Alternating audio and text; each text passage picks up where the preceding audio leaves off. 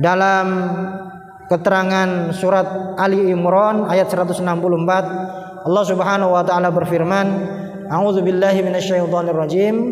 Laqad mannallahu 'alal mu'minina idz ba'atsa fihim rasulan min anfusihim yatlu 'alaihim ayatihi wa yuzakkihim wa yu'allimuhumul kitaba wal hikmah wa in kanu min qablu lafi dhalalin mubin.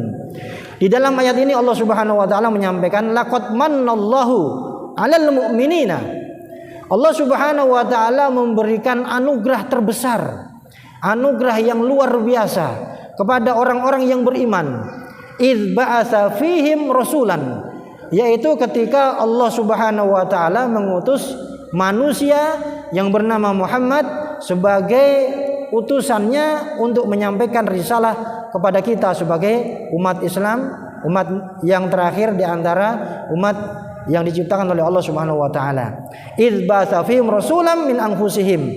Dan Rasulullah sallallahu alaihi wasallam ini sama dengan kayak kita sebagai makhluk Allah yang berasal dari manusia juga.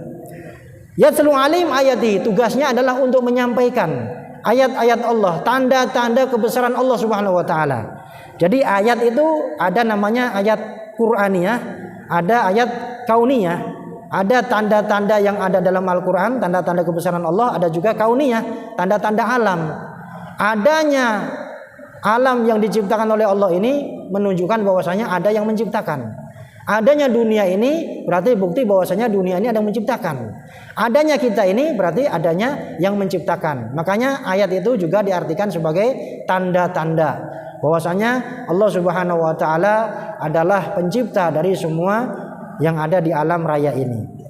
Wa yuzakkihim. Kemudian Rasulullah sallallahu alaihi wasallam bukan hanya menyampaikan firman Allah Subhanahu wa taala, tapi juga wa yuzakkihim, yaitu membersihkan jiwa kita. Makanya dulu disebut dengan jahiliyah. Jahiliyah itu bukan berarti orangnya bodoh, tapi orangnya memang dia belum mengenal dengan ajaran Islam. Maka dulu orang-orang jahiliyah juga tawaf juga.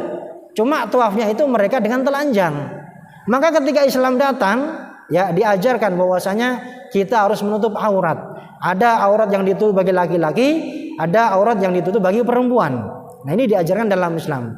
Barangkali kalau seandainya kita ini tidak mengenal Rasulullah, tidak mengenal ajaran Islam, ya barangkali kita masih dalam keadaan telanjang. Dan itu ternyata terbukti banyak di daerah-daerah tertentu yang masih belum terjangkau dengan dakwah, ya. Maka di sana masih primitif, ya, masih banyak yang tidak mengenal berpakaian, tidak mengenal yang namanya bersuci dan yang lain-lain. Wa yu'allimuhumul kitab. Nabi juga menyampaikan ajaran-ajaran yang ada dalam Al-Quran wal hikmah wa in kanu min qablu lafi dhalalin mubin. Walaupun mereka sebenarnya sebelumnya berada dalam kesesatan yang nyata.